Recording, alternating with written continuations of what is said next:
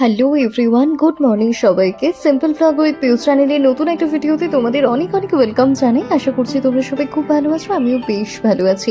তো তোমরা অনেক দিন ধরেই আমাকে বলছিলে ভিডিও দেওয়ার জন্যে। সেভাবে তো ভিডিও দিতে পারি না, কারণ সকালে ঘুম থেকে উঠতে পারি না, তোমরা জানো। সকালবেলা ঘুম থেকে উঠে যতটুকু হাতে সময় থাকে রেডি হয়ে অফিসে বেরিয়ে পড়ি। আজকে একটু তাড়াতাড়ি উঠেছি শুধুমাত্র একটা ভিডিও করব বলে। তো আমার এই বোরিং ভিডিওটা একটু দেখার রিকোয়েস্ট রইল তোমাদের কাছে। প্লিজ একটু ফোনে নেট খরচা করে দেখে নিও। তো আজকে সকালবেলাটা মেনলি আশপাশের পরিবেশটার সাথে সাথে কিছু ফুল তুলবো, সেটাই আমি দেখাবো। কারণ অফিস যাওয়ার আগে আমি পুজো করে যাই।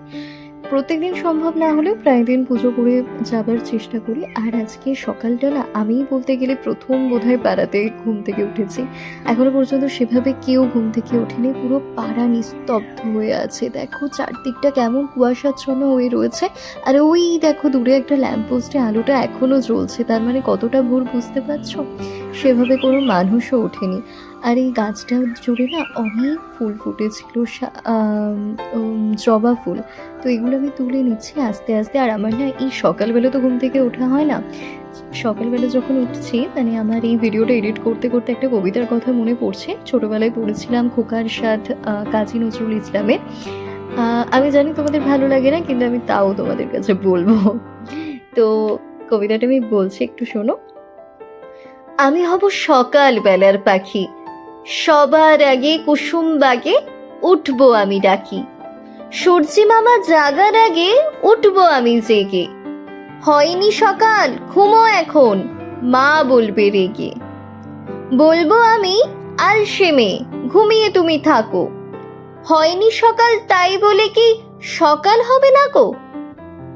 আমরা যদি না জাগি মা, কেমনে সকাল হবে? তোমার ছেলে উঠলে গো মা, রাত পোহাবে তবে। উষা দিদি ওঠার আগে উঠবো পাহাড় চূড়ে। দেখবো নিচে ঘুমায় শহর শীতের কাঁথা মুড়ে। ঘুমায় সাগর বালু চরে নদীর মোহনায়। বলবো আমি ভোর হলো যে, সাগর ছুটে আয়। ঝর্ণা মাসি বলবে হাসি, খোকন এলি নাকি? বলবো আমি নয় কখন, ঘুম জাগানো পাখি। আমার এই কবিতাটা ভীষণ ভালো লাগে, তাই তোমাদের সাথে শেয়ার করে ফেললাম। প্লিজ একটু কষ্ট করে শুনে নিও। আর এই আশপাশটা দেখতে পাচ্ছ কত ফুল ফুটে উঠেছে। সকাল সকাল ঘুম থেকে উঠেছি, তো সেই কারণে গাছে এখনো ফুল রয়েছে, কেউ এখনো পর্যন্ত তোলেনি।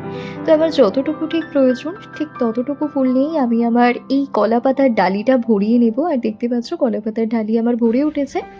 আর এখানে আমার মা আমার অফিস যাবার আগে যে মানে খাবারের জন্য রান্না শুরু করে দিয়েছে। আর এখানে দেখো একটা প্রজাপতি কত সুন্দর গায়ে সূর্যের আলো পড়ে চকচক করছে, কি অপূর্ব লাগছে ওকে। আর আমি এখানে ঠাকুরের বাসনগুলো ধীরে ধীরে মেজে নিচ্ছি, কারণ প্রথমে ঠাকুরের বাসন মেজে নেব। স্নান করা কমপ্লিট হয়ে গেছে। ঠাকুরের বাসন মেজে তারপর আমি শুরু করে দেবো পুজো। প্রথমে একটু গঙ্গা জল ছিটিয়ে নিলাম ফুলগুলোর মধ্যে। অনেক ধরনের জবা পেয়েছি, দেখতে পাচ্ছ লাল, গোলাপি, তার সাথে স্কিন তোমার হচ্ছে এই জবাটা রয়েছে যেটা। আর সব থেকে যেটা বড় যে লাল যে থোকা জবাটা যেটা তুললাম, ওটা মা তার আগে দেবো।